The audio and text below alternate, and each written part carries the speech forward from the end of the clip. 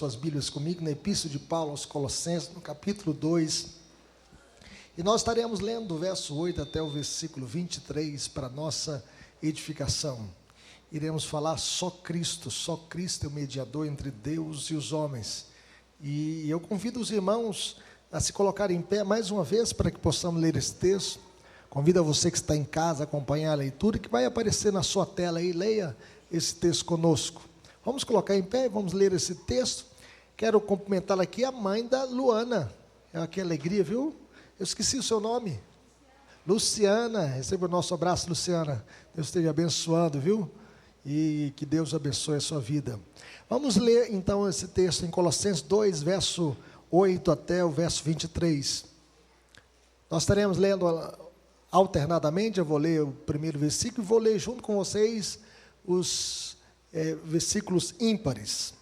Diz assim: cuidado que ninguém vos venha enredar com a sua filosofia e vãs sutilezas, conforme a tradição dos homens, conforme os rudimentos do mundo, e não segundo Cristo, porquanto nele habita corporalmente toda a plenitude da divindade.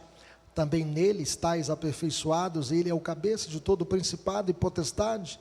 Nele também foste circuncidados, não por intermédio de mãos, mas do despojamento do corpo da carne, que é a circuncisão de Cristo, tendo sido sepultados juntamente com ele no batismo, no qual igualmente foste ressuscitados mediante a fé no poder de Deus, que o ressuscitou dentre os mortos. E a vós outros que estáveis mortos pelas vossas transgressões e pela incircuncisão da vossa carne, vos deu vida juntamente com ele, perdoando todos os nossos delitos, tendo cancelado o escrito de dívida que era contra nós e que constava de ordenanças, o qual nos era prejudicial, removeu inteiramente, encravando na cruz, e despojando os principados e as potestades, publicamente os expôs ao desprezo, triunfando deles na cruz. Ninguém, pois, vos julgue por causa de comida e bebida, ou dia de festa, ou lua nova, ou sábados, porque tudo isso tem sido sombra das coisas que haviam de vir, porém o corpo é de Cristo. Ninguém se faça árbitro contra vós outros, pretextando humildade, culto dos anjos, baseando-se em visões, enfatuado, sem motivo algum na sua mente carnal, e não retendo a cabeça, da qual todo o corpo, suprido e bem vinculado por suas juntas e ligamentos, cresce o crescimento que procede de Deus. Se morrestes com Cristo para os rudimentos do mundo, porque, como se vivesses no mundo, vos sujeitais a ordenanças, não manuseieis isto, não proves aquilo outro, não toques aquilo outro, segundo os preceitos e doutrina dos homens, pois que todas essas coisas com o uso se destrói. Tais coisas com efeito têm aparência de sabedoria, como o culto de si mesmo, de falsa humildade e de rigor ascético, todavia não tem valor algum contra a sensualidade. Oremos.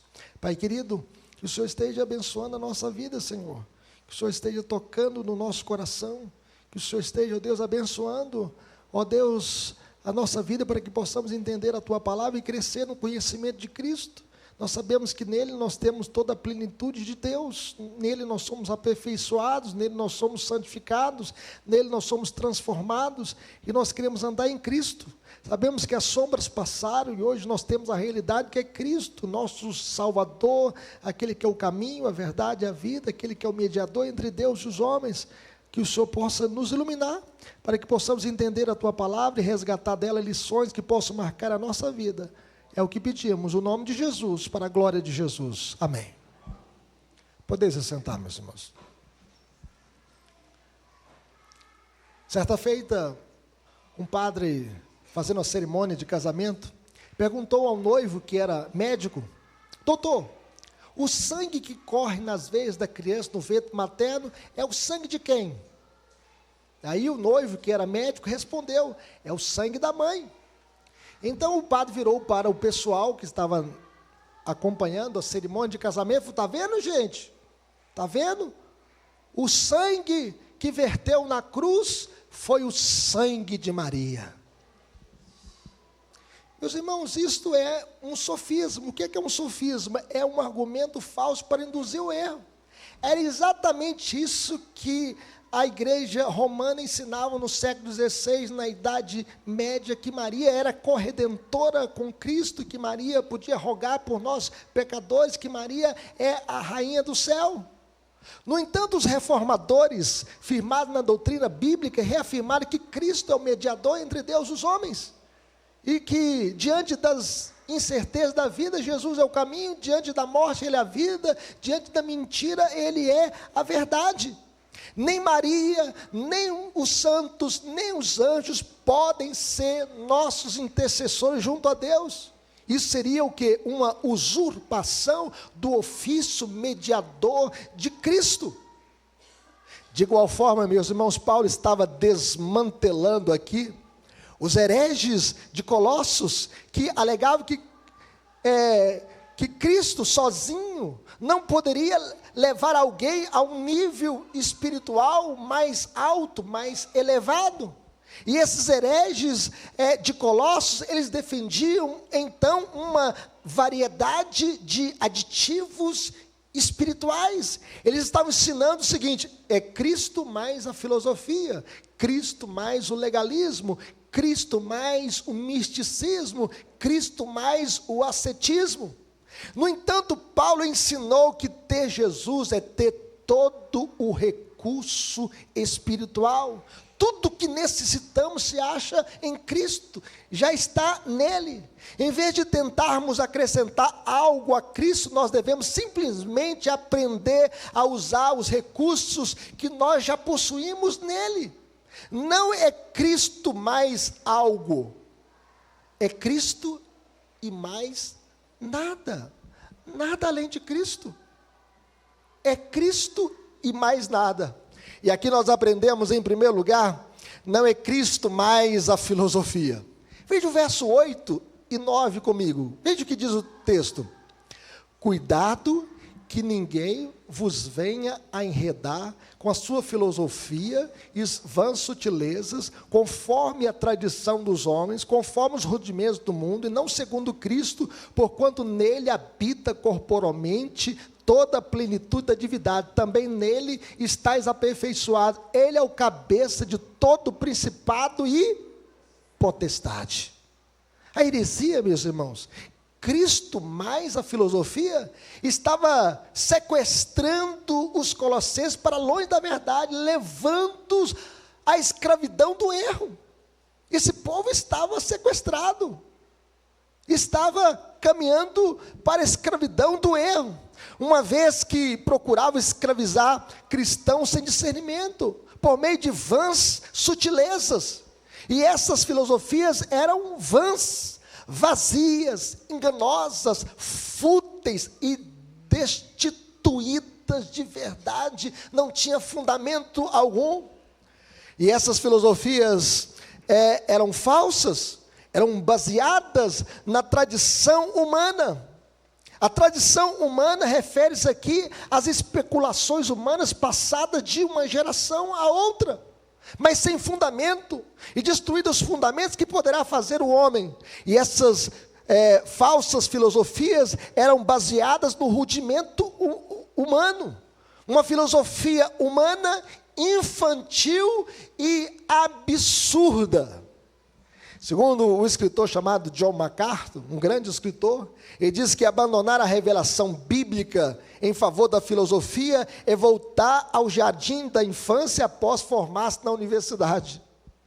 Não é Cristo e mais a filosofia de Sócrates, de Platão, de Aristóteles, é Cristo e mais nada. Paulo pergunta o seguinte: onde está o sábio? Onde está o escriba? Onde o inquiridor desse século? Porventura não tornou Deus louca a sabedoria do mundo? Visto como na sabedoria de Deus o mundo não conheceu por sua própria sabedoria, aprove a Deus salvar os que creem pela loucura da pregação. Deus nos salvou pela loucura da pregação. É a cruz. O sacrifício de Jesus é suficiente. Porque seguir uma filosofia vã, meus irmãos, quando temos toda a plenitude de Cristo. Paulo chega a dizer: porquanto nele habita corporalmente toda a plenitude da divindade, também nele estáis aperfeiçoados, ele é o cabeça de todo o principado e potestade. É como desprezar um rio que sacia nossa sede para beber nas cisternas sujas deste mundo. Se você tem um rio cristalino, você vai trocar um rio da vida, um rio cristalino, para beber nas cisternas sujas.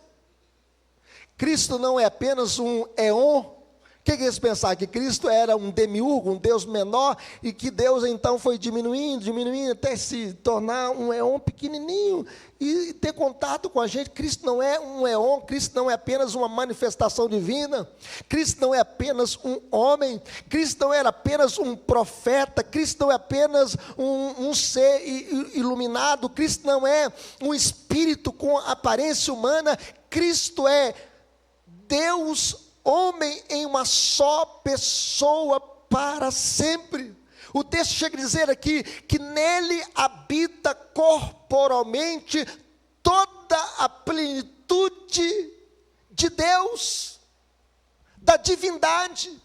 No princípio era o verbo estava com Deus, e o verbo era Deus, e o verbo se fez carne e habitou entre nós, cheio de graça e verdade, e vimos a sua glória, glória como do unigênito do Pai. E ele é o cabeça de todo principado e potestade, ele é o chefe de todas as hostes angelicais, sejam anjos bons ou maus. Jesus, meus irmãos, é muito maior do que o arcanjo Miguel, muito maior do que o anjo Gabriel, é muito maior do que Lúcifer, do que Satanás, é muito maior do que toda a legião satânica. Todos têm que se dobrar diante dele. Ele é o Rei dos reis e Senhor dos senhores.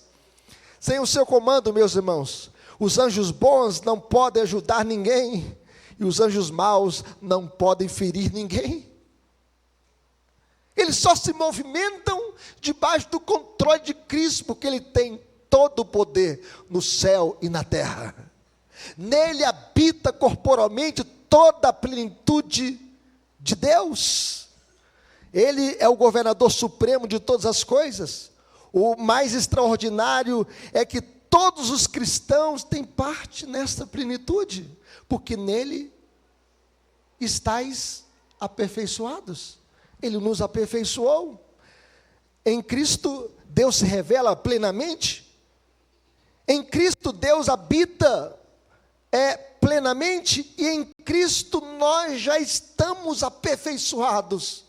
Ele nos santificou. Em Cristo, nós temos nova vida. Se alguém está em Cristo, é nova criatura. As coisas velhas se passaram. Eis que tudo se fez novo. O crente não precisa de participar da sessão de descarrego para quebrar a sua maldição, porque Jesus já quebrou a nossa maldição na cruz do Calvário. Nele nós já estamos aperfeiçoados, louvado seja Deus. Cristo é o cabeça de todo mundo angelical. Por isto, não é Cristo mais a filosofia, é Cristo e mais nada. Mas em segundo lugar, meus irmãos, não é Cristo e mais o legalismo. Veja o que diz o verso 11, até o verso 15, diz assim: nele também fossem circuncidados, não por intermédio de mãos, mas do despojamento do corpo da carne, que é a circuncisão de Cristo, tendo sido sepultados juntamente com ele no batismo, no qual igualmente fosse ressuscitado, mediante a fé no poder de Deus, que o ressuscitou dentre os mortos, e a vós outros que estáis mortos pelas vossas transgressões e pela incircuncisão da vossa carne, vos deu vida juntamente com ele, perdoando todos os nossos delitos, tendo cancelado o escrito de dívida que era contra nós, e que constava de ordenança, o qual nos era prejudicial, removeu inteiramente, encravando na cruz e despojando os principados e potestades, publicamente os expôs ao desprezo, triunfando deles na cruz. Os legalistas, meus irmãos, geralmente eles não negam Jesus, apenas acrescentam algo ao evangelho. É Cristo mais a lei. É Cristo mais a circuncisão. É Cristo mais as obras.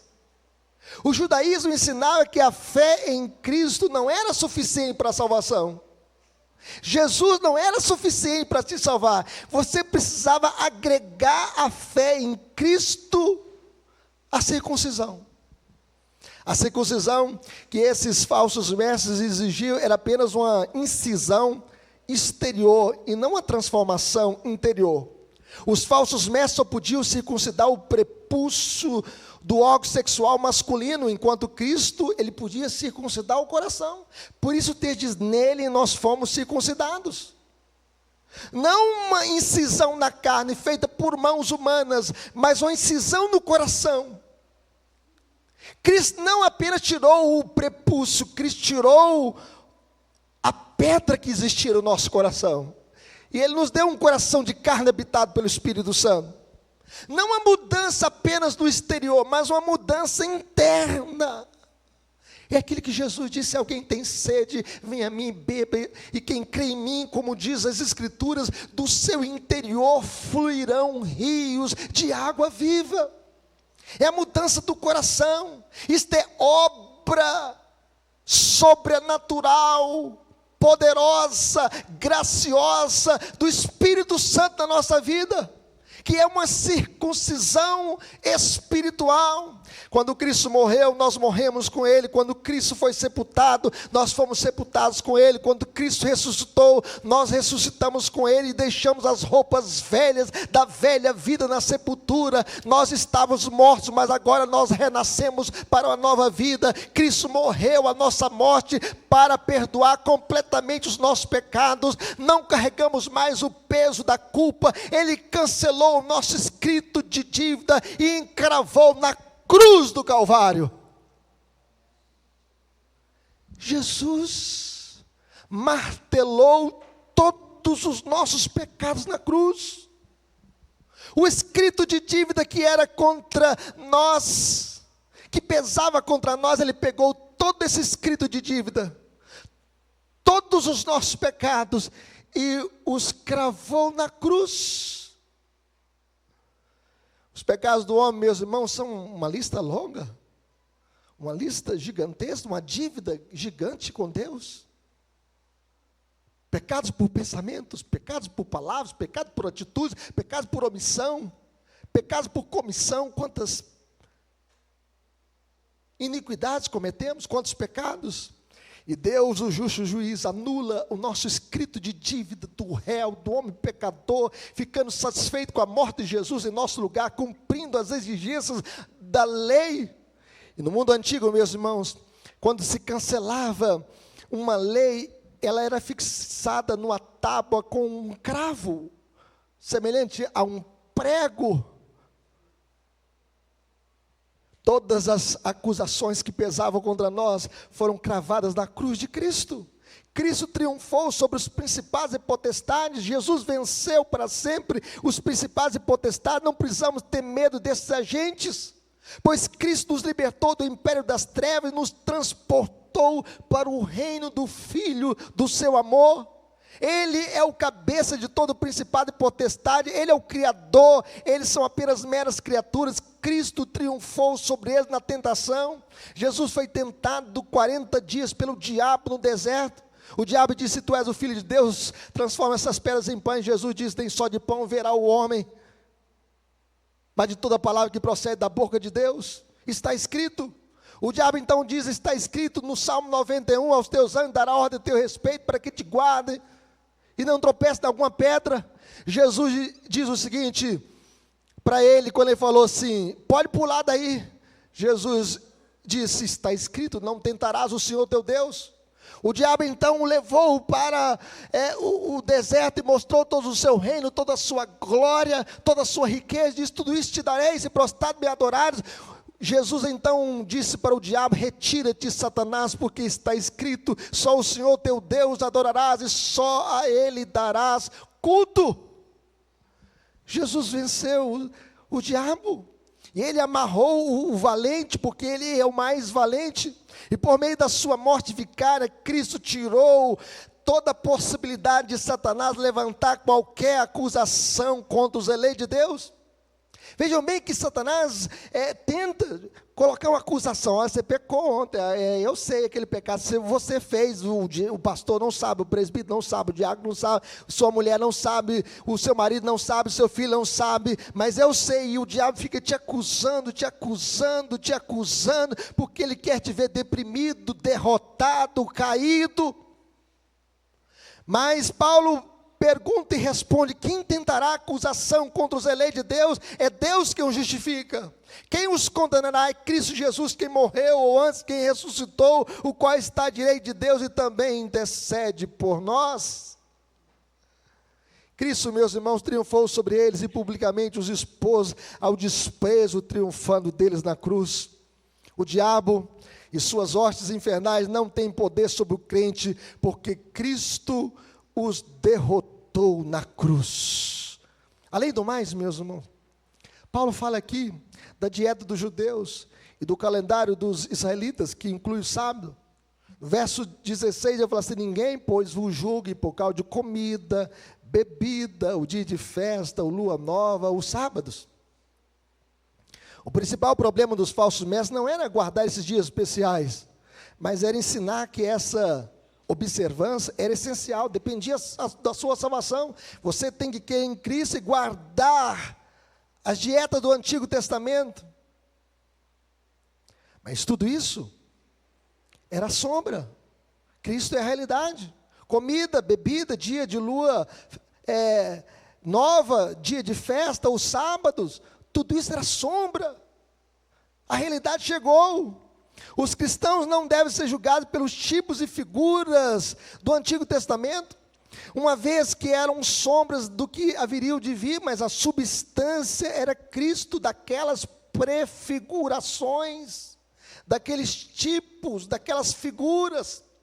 Cristo é o pão que desceu do céu. O maná era apenas o símbolo. Cristo é a nossa Páscoa. Não precisamos mais celebrar a Páscoa, matar o cordeiro, derramar o sangue numa bacia, passar nos umbrais da porta, porque Cristo já morreu na cruz do Calvário. Ele é o Cordeiro de Deus que tira o pecado do mundo, e aquela sombra já passou, a realidade chegou.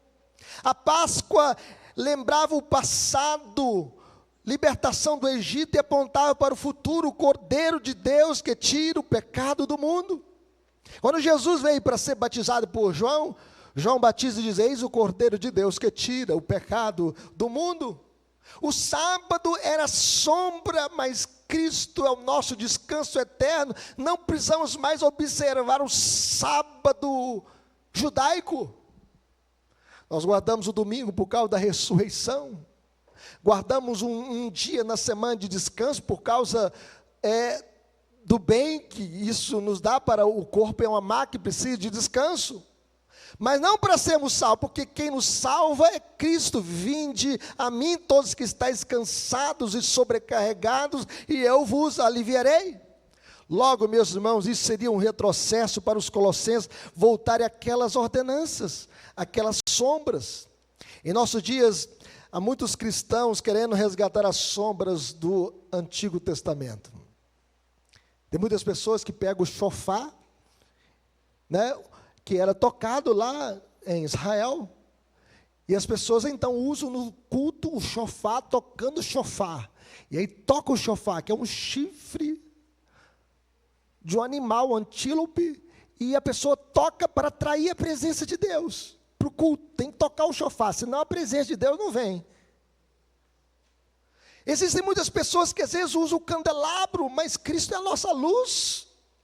Algumas pessoas estão comemorando todas as festas judaicas, a festa da Páscoa, a festa dos tabernáculos, como se nós devemos resgatar isso e trazer esses elementos para o Novo Testamento. No entanto, tudo isso era sombra. A realidade chegou, e quando a realidade chega, a sombra vai embora. Nós não precisamos mais viver de sombras, porque nós vivemos a realidade. Isso, meus irmãos, seria o quê? Um legalismo. Não é Cristo e mais o legalismo para sermos salvos, não é Cristo e mais as festas judaicas para sermos salvos, é Cristo e mais nada. Mas vejam, em terceiro lugar, Paulo nos mostra aqui que não é Cristo e mais o sincretismo. Os místicos, eles alegavam haver tido uma comunhão com seres angelicais através de visões e outras experiências místicas. Tiveram sonhos, profecias, revelações. Viajaram nas nuvens com os anjos e agora tiveram uma revelação extra bíblica. E tem uma palavra especial hoje para a igreja, além das escrituras. Mas veja o que diz o verso 18 e 19, vamos ler esse texto comigo? Olha o que Paulo chega a dizer, vamos ler? Ninguém se faça árbitro contra vós outros, pretextando humildade, culto dos anjos, baseando-se em visões, enfatuado, sem motivo algum, na sua mente carnal, e não retendo a cabeça, da qual todo o corpo, suprido e bem vinculado por suas juntas e ligamentos, cresce o crescimento que procede de Deus. Eles afirmavam, meus irmãos, que teriam visto algo novo da parte de Deus. Algo que Deus teria dito diretamente a eles. E agora eles não precisam mais das escrituras, porque agora o pão veio quentinho do céu, uma revelação nova, extra bíblica. No entanto, eles eram arrogantes, uma vez que se colocavam na posição de juízes. E se você não teve uma experiência semelhante a ele, então você não serve, você não é espiritual, você é um crente carnal. Ele se colocava então como árbitro numa posição de desqualificar os crentes em Cristo. Você está desqualificado porque você não teve esta visão espetacular. E quem não tinha as mesmas experiências arrebatadoras do que eles tiveram, eles eram desqualificados. E eles eram tão orgulhosos. Eles eram também idólatras, uma vez que eles prestavam culto aos anjos, eles adoravam estes anjos que se manifestavam a eles. Por exemplo, a seita do islamismo surgiu com a revelação de um anjo. Também, a seita dos mormons foi uma revelação de um anjo.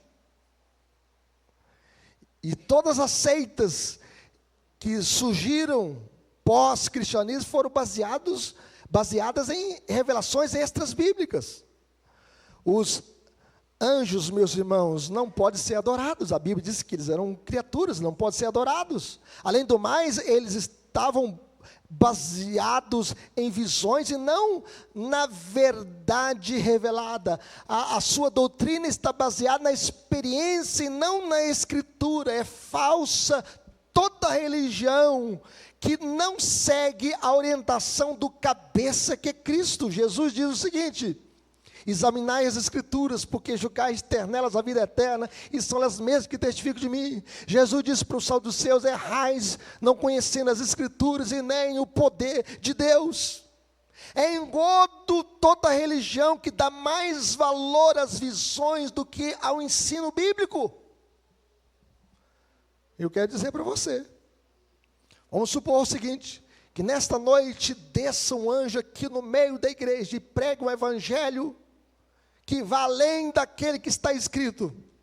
Vamos ver o que a Bíblia diz que nós devemos fazer com esse anjo? Gálatas 1:8. Gálatas 1:8. Abra sua Bíblia nesse texto. Vamos ler? Comigo?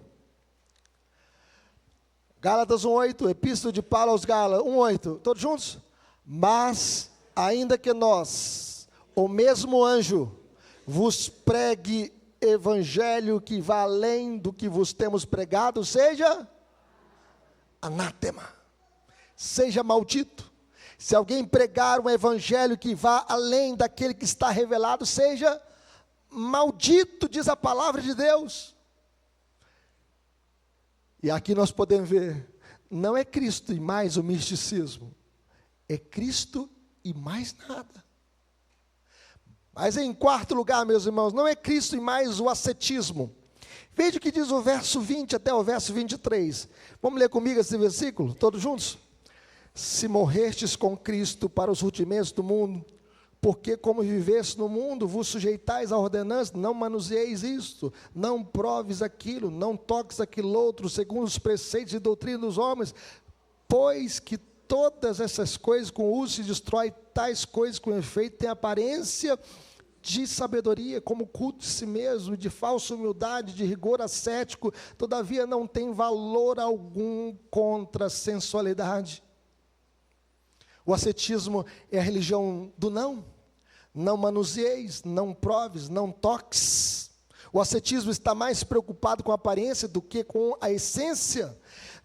Não alcançamos, meus irmãos, a comunhão com Deus por esforço humano, mas pela obra de Cristo, pela ação do Espírito Santo na nossa vida. Não podemos alcançar a Deus por regrinhas humanas. Não toques isso, não uses isso, não toques naquilo outro, mas por meio da obra de Cristo em nós e por nós, uma vez que nós já morremos para os rudimentos do mundo.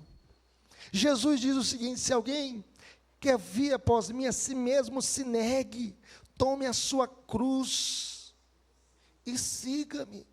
E cruz é sinal de morte, é sinal que você já morreu para o pecado. Paulo chega a dizer: logo já não sou eu quem vive, mas Cristo vive em mim. E esse viver que agora vivo pela fé no Filho de Deus, que me amou e a si mesmo se entregou por mim.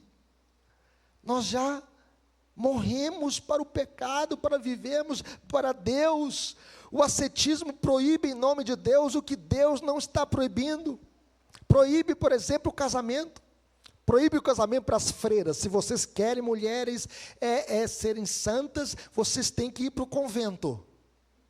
No convento vocês serão santas, terão uma auréola na cabeça, serão santíssimas, e aí vocês vão servir a Deus melhor. Deus nunca quis um mosteiro e um convento para homens ou mulheres.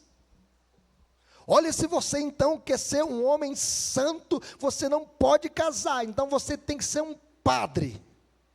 E aí nós vemos quantos padres pedófilos, quantos padres adúlteros, quantos padres homossexuais, porque quebraram o mandato social, o mandato do casamento. O casamento, meus irmãos, é uma ordenança divina. Se a pessoa não quiser casar, tem que ser por vocação, e isso é voluntário, não pode ser imposição da igreja, porque isso é proibir em nome de Deus o que não está proibido. O ascetismo é enganador em suas propostas, tem aparência de sabedoria, mas não tem valor algum diante de Deus. O culto é falso, é culto de si mesmo, é uma religião feita para si mesmo, tem piedade falsa, falsa humildade. A religião das obras nada mais é do que a religião do orgulho humano. Porque a Bíblia diz o seguinte: pela graça sois salvos mediante a fé, isto não vem de vós, é dom de Deus, não de obras, para que ninguém se glorie. As regrinhas humanas não têm poder contra a sensualidade. Não tem poder contra a sensualidade. Num convento em Governador Valadares, teve um encanador que a água entupiu, o banheiro entupiu, ele foi desentupir o banheiro, estava cheio de feto humano. Isto não tem poder contra a sensualidade. Isso aconteceu dentro de um convento. A salvação, meus irmãos, não é adquirida por esforço humano, é graça de Deus. As regrinhas humanas não tornam ninguém mais santo. Só Cristo pode nos santificar. Segundo Russell Shedd, as romarias que as pessoas fazem até Fátima em Portugal, ou até Aparecida em São Paulo, no Brasil, andando de joelho nus e ensanguentados, sofrendo agonias, na esperança de que a severidade no trato do corpo venha agradar a Deus ou a santa, mas isto em nada transforma o coração do sofredor. Só Cristo pode transformar corações. As religiões feitas pelos homens colocam no centro o esforço humano, mas o cristianismo foca a obra de Cristo. É o que Cristo fez por você, que é eficaz, que é suficiente e que é poderoso para transformar as nossas vidas. É Cristo e mais nada. Devemos nos agarrar, meus irmãos, à suficiência de Cristo. Todos os tesouros da sabedoria e do conhecimento estão ocultos em Cristo. Toda a plenitude da divindade habita corporalmente nele. Temos sido aperfeiçoados nele, e nada jamais pode nos separar dele. A Bíblia diz que nós somos mais do que vencedores por meio daquele que nos amou, de sorte que nem morte, nem vida, nem principados, nem potestades, nem altura, nem profundidade, nem qualquer outra criatura poderá separar-nos do amor de Deus que está em Cristo Jesus, o nosso Senhor. Nada jamais pode nos separar dele. Aplicações para a nossa vida, meus irmãos, como viveremos? Confiando somente em Cristo. Diga para o irmão que está perto de você aí, ó, Cristo e mais nada. Cristo e mais nada. Confiando somente nele. Jesus e mais nada, meus irmãos, é suficiente para suprir todas as nossas necessidades espirituais. Tudo que o crente precisa se encontra em Cristo. O crente está completo em sua união com Cristo. Nele nós somos aperfeiçoados, nele nós fomos circuncidados, nele o nosso coração foi transformado, nele nós morremos e nele nós ressuscitamos para uma nova vida. O crente não precisa de passar no sal grosso. Quem gosta de sal é picanha, tá bom? Sal grosso, é melhor. Mas o crente não tem que passar no sal grosso, sabe por quê? Porque o crente é o sal da terra. O crente é a luz do mundo. O crente não precisa de uma vela no momento da sua morte para iluminar o seu caminho depois desta vida. Não, porque o crente já tem a luz da vida, que é Cristo. O crente não precisa andar com um pé de coelho no bolso para trazer sorte, porque ele já é abençoado com toda sorte de bênção espiritual em Cristo Jesus. O crente não precisa andar com uma arruda atrás da orelha para pedir proteção, não, porque ele já é protegido por Deus. E a Bíblia diz o seguinte: tu me cercas por trás e por diante, e sobre mim pões a sua mão, louvado seja Deus. E a Bíblia diz que aquele que é nascido de Deus não vive em pecado, Deus o guarda, e o maligno não lhe toca. Mas finalmente, meus irmãos, como viveremos? Celebrando a nossa vitória em Cristo. Ele perdoou todos os nossos pecados. Ele pegou todos os pecados, por palavras, por pensamento, tudo, cravou tudo na cruz, e diz para nós: dos seus pecados eu não me lembrarei mais. Ele rasgou aquele escrito de dívida que pesava contra nós, e ele derrotou os poderes espirituais do mal, que nos oprimiam, e os derrotou. E nele nós somos mais do que vencedores. Por isso nós podemos olhar para o passado com gratidão e dizer: Ele perdoou todos os nossos pecados. Ele perdoou todos os meus pecados. Na cruz Ele foi traspassado pelas nossas transgressões, moído pelas nossas iniquidades, e o castigo que nos traz a paz estava sobre Ele, e pelas suas pisaduras nós somos sarados. Nós olhamos para o passado com gratidão, porque Jesus já morreu a nossa morte na cruz do Calvário. Nós podemos olhar para o presente com alegria, livre de toda depressão, de toda ansiedade, porque Ele cancelou o nosso escrito de dívida. E você pode ter felicidade, porque não pesa mais na sua conta esse escrito de dívida, porque Jesus já rasgou esse escrito de dívida e já martelou esse escrito de dívida na cruz do Calvário. E nós podemos olhar para o futuro com esperança, porque Ele venceu o diabo, Ele derrotou os poderes do mal. E o que nos aguarda, meus irmãos, é um novo céu e a nova terra. E Ele diz: na casa de meu Pai há muitas moradas, se assim não fora, eu vos teria dito. Por isso nós olhamos para frente com esperança, porque Jesus já derrotou o diabo, e o que aguarda para Ele agora é o lago que arde com fogo e enxofre, e para nós aguarda a morada no novo céu e na nova terra, porque Jesus, quando vier, vai trazer a nova Jerusalém para o novo céu e a nova terra, e nós viveremos para sempre com o Senhor. Louvado seja Deus. Guarde Cristo e mais nada. Que Deus nos abençoe. Vamos colocar em pé?